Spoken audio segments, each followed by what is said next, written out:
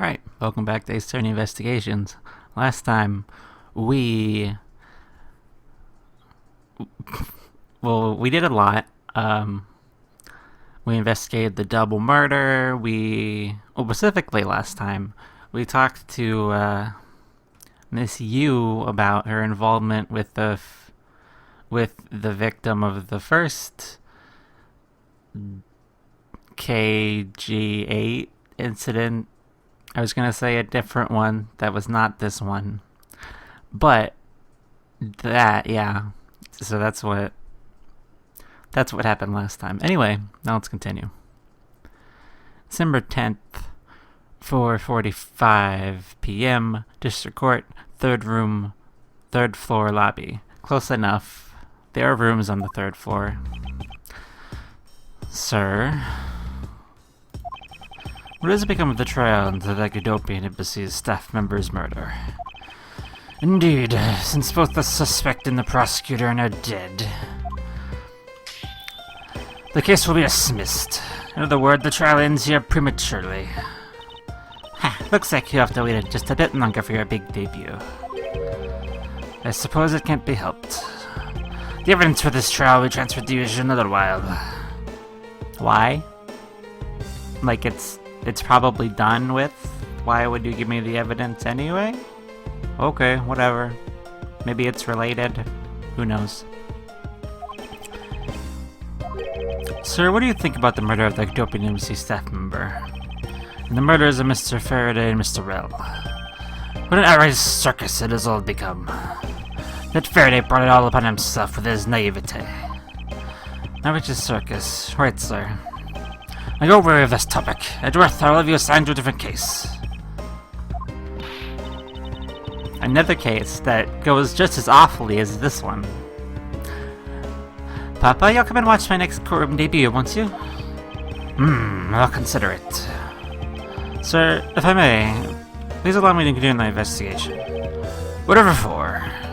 Note there is already a suspect in the murder of Mr. Faraday and Mr. Rell. However, there is not enough evidence to prove that it was he who committed the crime. I'd like to continue investigating in order to find the perfect proof of his guilt.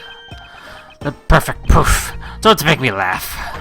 A worthless person like you has no right to claim such a thing as perfection! Papa? Who do you think is the real culprit behind these murders? Miles and I are competing to see who can find the real killer first. Plus, being able to investigate a real crime scene is a really rare opportunity. It would give us some real-life experience, wouldn't you agree? If you want to investigate this case that bad and that much, you may do as you wish. Then your lines should continue. In court, our top priority is to win, and a solid investigation one of the keys to winning. We have to make sure you become recognized as a first-rate prosecutor, don't we? It wouldn't be very interesting otherwise. I'm returning home now. Edgeworth, Francisca, see note that I'm not disturbed, save through the results of your competition. Yes, sir. Of course, Papa. Yay, he's gone. I don't have to do a gravelly, Vince-esque voice anymore. Yay. Well, I still have to be a tiny bit gravelly for, bad, but besides him. Francisca, thank you. What are you thanking me for? Your logic was built on that scruffy detective's lie. That means the competition is still on. Yes, just as you wished. I can't let you get off so easily. Now then, let's see how we fail investigation from here on. From here, Miles Edgeworth. No, I don't have enough information yet. So my first order of business is to be questioning anyone involved with this case. Oh, Francisco's our partner now. Cool. What do you have to say? Yes, what is it? What do you think about the trial? It feels like there's a whole backside to this case we're not seeing. Maybe I thought there was a case of the two men killed each other. Lacking information. As a outcome, I can verily call this a perfect investigation. Indeed, it's as you say. I can't believe we agree on something. I was sort of bullying about agreeing. Anyway, our first move should be to speak with everyone related to this case. Indeed, even if you're not said it, I was planning to do it so anyway. What was the lapse for? Because you're stealing her ideas. I don't know. Anyway, when I was trying to get my bearings together, this guy back here kind of distracted me because he's having real issues with this water right here. He's having real issues. He's holding it down and it pops up and it's like, well, crazy. I can't stop the water, sir. It was the man who was here earlier broke it by drinking from it too much. Bunch of fools are pretending not to see the foolish actions of a foolish fool. Well then, why don't you have the officer a hand? As if I had anything to do with this. Besides, that water drinking fool's mouth is the thing that the officer should be covering. Let's give the officer a description of the water guzzler later. Seems to have quite the crutch. Sounds like me someone wanted to drink. That's true. Hey, what are you looking at, man? Wow, this thing is so incredibly detailed. My inner modeling fanboy is impressed. I'm not exactly a fan of plastic models, per se. But even I can sense the superb quality of this model. I cannot comprehend how that man feels so much love for such a trifle. Oh? I see. You're a disciple of my father. So you would do well to guard yourself against interest in unproductive things. Yes, perhaps I should take up equipping people like the young lady over here. That's true.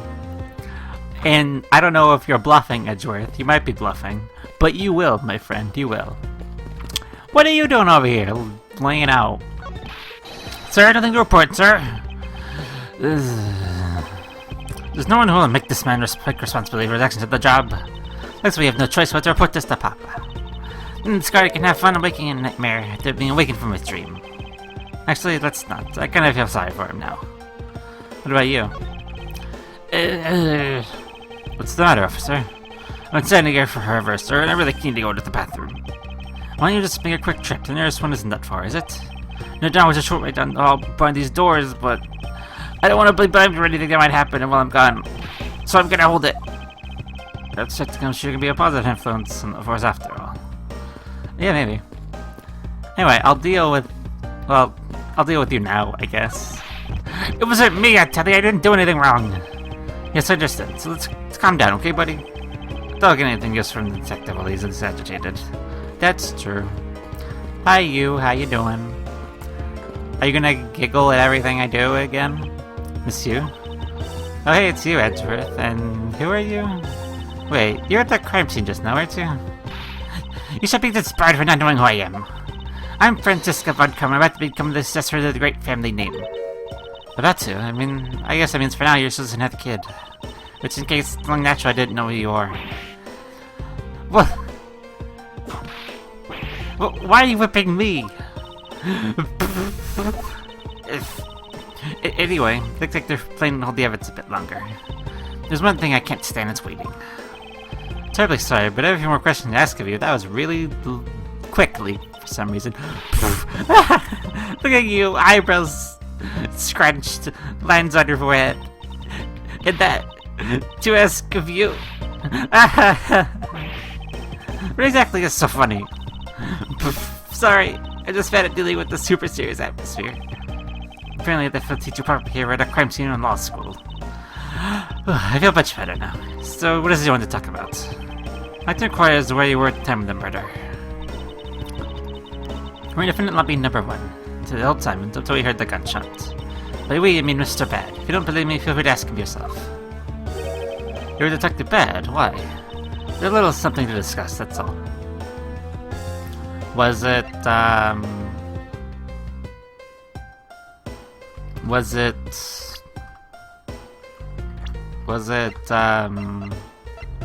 Manny Cochin? I completely blanked on his name. It could have been. Anyway, Detective Bad. So I take it you're acquainted with Detective Bad. Yeah, he was a detective in the charge of the KG8 incident. Detective Bad is also related to that incident. That's right. He was the one who's supposed to protect my sisters. Cease? I don't know. You know how that turned out, don't you, Edgeworth? Miles Edgeworth, I have no idea what you two are talking about. I've heard of the G89 incident from my papa, but how does that case relate to you, Miss Yu? Victim of that case, CSU was my little sister. Yeah. You're making that super serious face again. I'm fine, really. He's making a point to rub some more salt in his wounded pride every time I see him. way she talks about doing... Oops. The way she talks about doing that is... She lashes is kinda creepy. Well, speaking of Mr. Red, he and Mr. Faraday... say they met up just about every single time the guys made a move. It was practically a given the two would meet up for every one of their crime scenes. I see, he did mention he was in charge of the Agaratsu investigation earlier. Maybe I should ask her what he knows about the Agaratsu in more detail. Sure. After we get to the rest of it. Time of the murder. Killing at the time of the murder, you're with Detective Bad.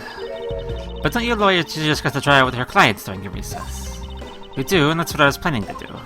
Mr. Faraday was being rather threatening, and he dragged Mr. Rell away. To that, Mr. Bad came in at lobby number 1, so we just stayed there and talked.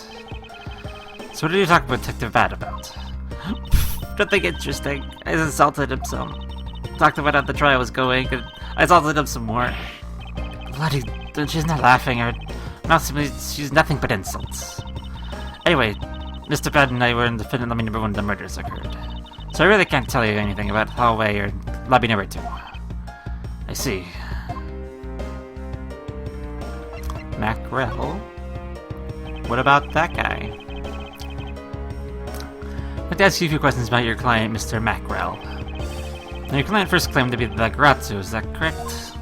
Yeah, once I heard that it was the Agaratsu that made off with the evidence from KG8. I had to ask Mr. Rell all sorts of questions, but to no avail. Turns out Mr. Rell is not the Agaratsu. He's made that up. He made it up. Mr. Rell's crime was caught on tape by the security cameras. But there's no footage of him taking into the Regrouping MC itself. Hold on for just 1 second. Then you mean to say that you knew he was not the real Agaratsu? And that he was just another cold-blooded killer, and you're ready to defend him? Yes, that's right. I see. So a defense lawyer is actually just someone whose job is to cover for criminals. That's why defense lawyers are so detestable. They're no match for us fun criminals. I don't believe it, you're serious. Why you say that face something really worth being serious about? Edgeworth, do you remember what I just said earlier? I have my own agenda. I'm still not really regarding the KG8 incident, alright? Do that under the single comment about defending a known killer.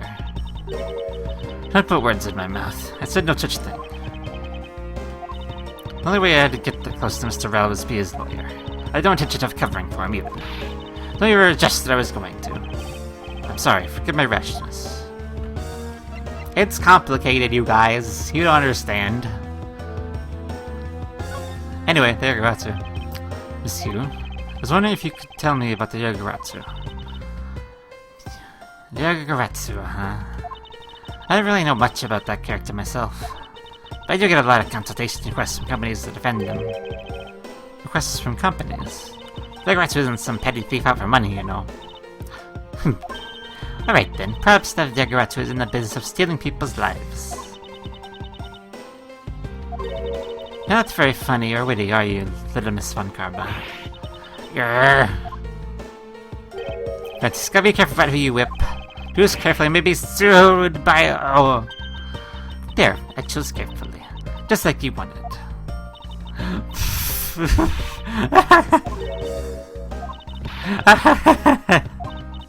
That just now was hilarious, little missy. Of course it was. What is wrong with these two women? Why does my pain give them delight? And, so in the end, what is the Agaratsu?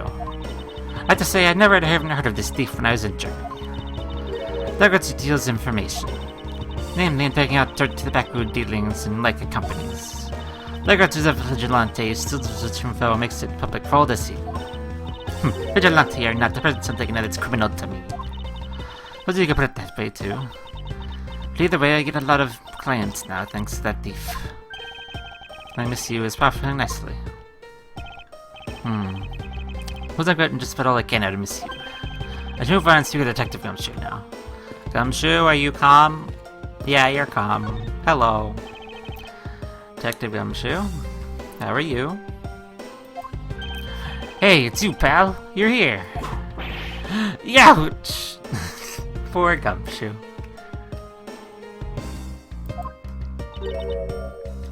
As am I. I don't think you needed to whip him to let him know that. I did do it, pal. I swear my honor as a detective. I really didn't. Your words are useless. I place my trust in only the evidence, Detective. Once the investigation is fully over and should we find out that you were the killer, there'll be no mercy to be had for you. Have a heart, pal. You're not to worry, right? After all, you have nothing to worry about if you really are innocent, that is. That's right. Hey, pal, go and do your investigation and get the real killer for me, will ya? Would have done so if you had not requested me to, Detective. What motive do you have, Gumshoe? Seems Friday had a small meeting last week, did you? What exactly did you do to make him so angry? I just asked Detective Bad, same thing myself, pal. Turns out he was mad at me because of my very first day as a detective. I reported in my usual post to the Criminal Affairs Department. By the time I got down to Criminal Affairs, I was really late. And that's when he gave me the huge speech. I remember doing the same thing as in elementary school. On the first day of school every year, I'd always wind up going to my own classroom. How pathetic for the detective being compared to a mere school child. Anyway, during the recess, you only be standing guard in front of the door into lobby number 2 during the recess. However, when did you receive this order to do so from earlier on 3:20 from Detective Bad, pal. Today's trial took a really crazy turn, so I was told to make sure nothing happened to Mr. Faraday. Yet something did happen to him, correct? It looked like it was a total waste of manpower to assign you to guard duty. Ow! Your words sting worse than your whip, pal. So it's like the bed order to stand guard, huh? The next step. Now then, Detective, I'm sure. Is there anything else you'd like to tell me? Nope, not a thing, pal.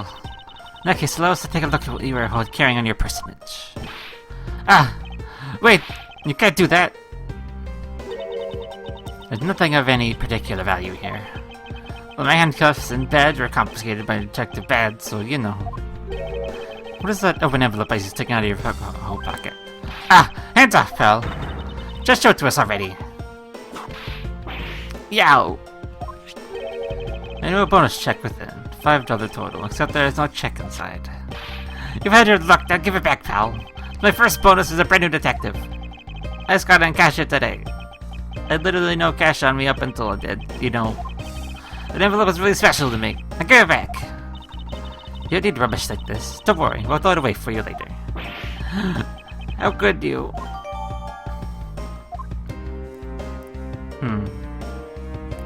I don't see how that's important, but alright, whatever.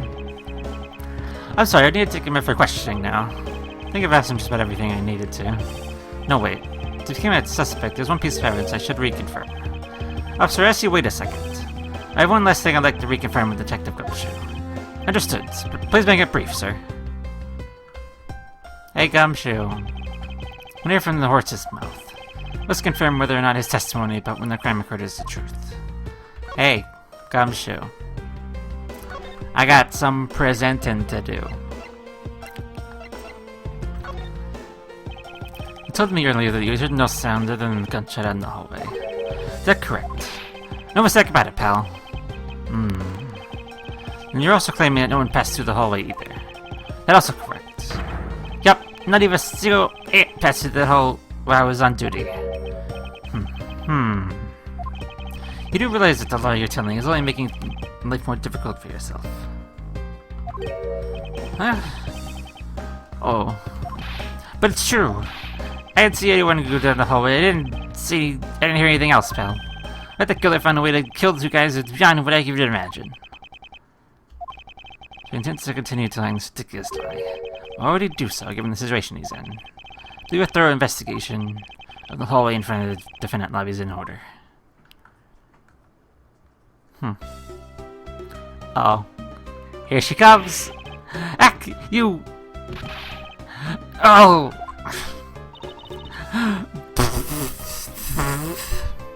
I gave my best shot, without actually doing it, because that'd be really loud. She dropped something! You got kicked in the butt by a child and then blown a raspberry at. How do you feel, Edgeworth? How could you have not noticed that coming? Was it that child I changed money for earlier? Yeah, she wanted change. Thanks, that's exactly what I needed. Kids could sometimes be so cruel. And then she dropped something. It's a Swiss roll. Maybe we should have arrested the girl. She might turn out to be a valuable lead. I believe some sort of punishment may need to be dealt the next time we meet. The vessel I need of this man. Now for Detective Bad and the judge. I think if memory is correct, the judge or Scruffface, right? Suppose we should inspect the hallway in front of the lobby number 2 then, next. I suppose so. Should we head on over, Francisca? She dropped a sweet roll. A sweet roll dropped by the mysterious young girl says courtroom special on it. Ooh. I can investigate it further, but I won't, because why would I do that? Anyway, now that we've talked to some people about some more case-related things, and got kicked in the butt by a toddler, well, okay, a small child. She's like, I don't know, like 6? 9? I don't know. They didn't say. Like 6, 7, one of those. And anyway, next time we come back, we'll go investigate the hallway and see,